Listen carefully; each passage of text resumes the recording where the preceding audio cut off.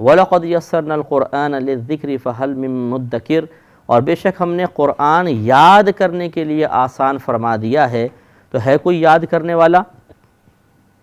تو یہاں پہ قرآن کو یاد کرنا آسان فرمایا ہے۔ بعض لوگ اس کا ترجمہ کرتے ہیں کہ ہم نے قرآن کو سمجھنے کے لیے آسان بنایا، تو وہ بیچارے قرآن پاک کو سمجھنا شروع کر دیتے ہیں، اور اسی غلط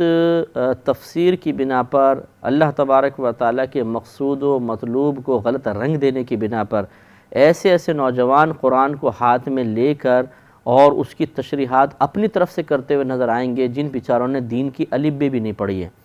بس وہ کسی کا بھی ترجمہ اٹھا کر اور پھر اپنے پاس سے مفاہیم اخذ کر کے وہ بتاتے ہیں، خود بھی گمراہ ہوتے ہیں، دوسروں کو بھی گمراہ کرتے ہیں۔ ایسا ہرگز نہیں کرنا چاہیے۔ قرآن سمجھنے کے لیے آسان نہیں ہے، یاد کرنے کے لیے آسان ہے۔ یہی وجہ ہے کہ 6 سال کا بچہ بھی ہمارا قرآن عظیم کو پورا کا پورا یاد کر لیتا ہے، لیکن سمجھنا اگر آسان ہے تو پھر آپ بتائیے کہ ہر شخص پہ قرآن سمجھ کے عالم نہ بن جاتا، ہر شخص ایک بہت بڑا عالم دین ہوتا، جو قرآن پڑھتے جاتے اس کو سمجھتے جاتے۔ جب سمجھنا آسان رکھا ہے اللہ نے تو ہر گھر میں ایک عالم ہوتا، قرآن کا عالم، جو قرآن کے تمام علوم کو جانتا ہوتا، لیکن ایسا نہیں ہے۔ لہٰذا معلوم یہ ہوا کہ اس کے ظاہری مفہوم کو اس طرح بیان کرنا کہ جو قرآن کو سمجھنے کے لیے آسان بنایا گیا ہے، لہٰذا ہم خود بھی اپنی محنت سے اس کو سمجھ سکتے ہیں، ایسا نہیں ہے۔ اگر کوئی اس کا دعوے دار ہے تو وہ غلطی پر ہے، اسے خود غور و تفکر کرنا چاہیے۔ ہمیں تو اکثر یہ عرض کرتا ہوں، ایک صاحب سے ہماری ملاقات ہوئی، ان کا کہنا یہی تھا کہ قرآن عظیم کو اللہ تبارک و تعالی نے سمجھنے کے لیے آسان بنایا ہے، تو پھر ہمیں کیا ضرورت ہے کہ ہم کسی کے پاس جا کے اس کو سیکھیں۔ تو پھر ایک ترجمہ قرآن منگوایا گیا، یعنی قرآن منگوایا گیا، وہ ترجمے والا تھا۔ ترجمے کے اوپر ہاتھ رکھ کے کہا گیا کہ اچھا اب آپ اس آیت کا ترجمہ کر کے بتائیے۔ اب وہ عربی پڑھیں تو ترجمہ نہ آئے تو کہنے کہ یہ تو نہیں آتا، تو پھر سوال کیا گیا یہ بتائیے کہ جب آپ کو ترجمہ ہی کرنا نہیں آتا تو قرآن سمجھنا کیسے آئے گا؟ جب آپ ایک آیت کو سمجھنے میں، اس کا ترجمہ کرنے میں کسی ترجمہ کرنے والے کے محتاج ہیں، تو خود بتائیے کہ اس ترجمے سے پھر مقصود الہی متعین کرنے کے سلسلے میں آپ کسی کے محتاج نہیں ہوں گے۔ عربی کا ترجمہ کرنا آسان ہے یا اس ترجمے سے مطلوب الہی، مقصود الہی یا اللہ تبارک و تعالی جن معانی کا قصد فرما رہا ہے ان معانی کو نکالنا آسان ہے؟ تو جو آسان ترین کام ہے وہ تو آپ کر نہیں رہے، اور جو مشکل ترین ہے اس کا آپ دعویٰ کر رہے ہیں کہ میں کر سکتا ہوں۔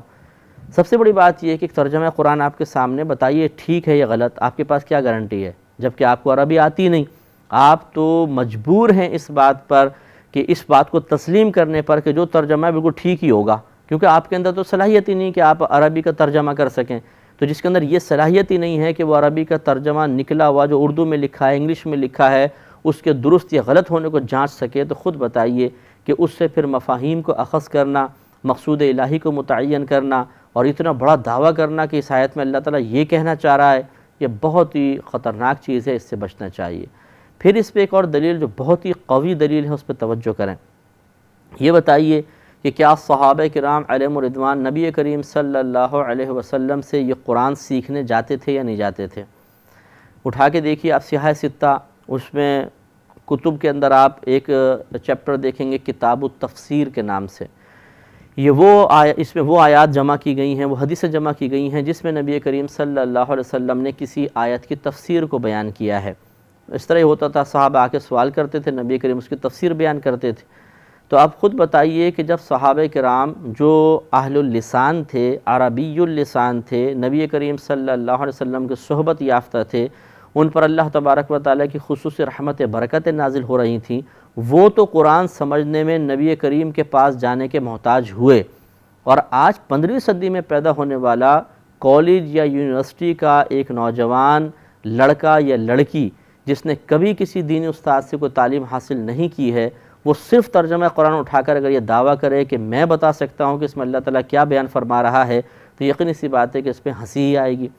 کوئی اس پہ سنجیدگی تو انسان اختیار کر ہی نہیں سکتا کہ صحابہ کرام تو محتاج ہوئے نبی کریم سے پوچھنے کے، حالانکہ وہ تو عربی سنتے اس کے تراجم سب جان لیا کرتے تھے۔ آپ ترجمے کے سلسلے میں بھی ایک اور شخص کے محتاج ہیں، اور پھر آپ کا یہ دعویٰ کہ ہم جو بس اللہ نے بیان فرمایا اس تک ہم پہنچ جائیں گے، اسی گہرائی تک پہنچ جائیں گے، بالکل غلط دعویٰ ہے۔ اس لیے گزارش یہ ہے، تمام ہمارے اس پروگرام کو دیکھنے والوں کی خدمت میں ہماری گزارش یہ ہے، کبھی بھی قرآن پاک کو خود سمجھنے کی کوشش نہ کیجیے۔ ہمیشہ ترجمہ اور اچھی تفسیر لیں، تفسیر کے ذریعے قرآن پاک کو سمجھیں۔ کسی اچھے مستند تفسیر کو آپ لے لیجئے، یہ جیسے ہمارے پروگرام ہے اس کو آپ غور و تفکر اس پر کیجئے، اس سے آپ فیض حاصل کرنے کی کوشش کریں۔ اسی طریقے سے قرآن پاک کی تفسیر یاد رکھیں کہ کئی طریقے سے ہوتی ہے۔ بعض اوقات قرآن کی ایک آیت دوسری آیت کی تفسیر بن رہی ہوتی ہے، اسی طرح بعض اوقات احادیث میں تفسیر آتی ہے، صحابہ کرام کے اقوال میں قرآن پاک کی تفسیر مل جائے گی، اسی طرح بعد کے اکابرین نے تفاسیر لکھی ہیں۔ تو یہ ہمارا ماخذ و مرجع ہونا چاہیے، قرآن سے قرآن کو سمجھیں، حدیث سے سمجھیں، اقوال صحابہ سے یا 1500 سال میں جو متقی پرہیزگار علماء اسلام مفسرین گزرے ہیں ان کے تفسیر کا مطالعہ کر کے تب قرآن پاک کو سمجھنے کی کوشش کریں۔ جو شخص اپنے پاس سے قرآن کی تفسیر کرے اور یہ کہے کابرین نے کیا کیا ہے، پہلے بزرگوں چھوڑ دیجئے میں تفسیر بیان کرتا ہوں، اور وہ اپنے پاس سے نئے نئے معانی اخذ کر کے قرآن پاک کے بتائے، وہ بالکل غلط ہے، اس کے اوپر کبھی بھی ہمیں یقین نہیں کرنا چاہیے، کیونکہ اس طرح گمراہ ہونے کا قوی اندیشہ ہے۔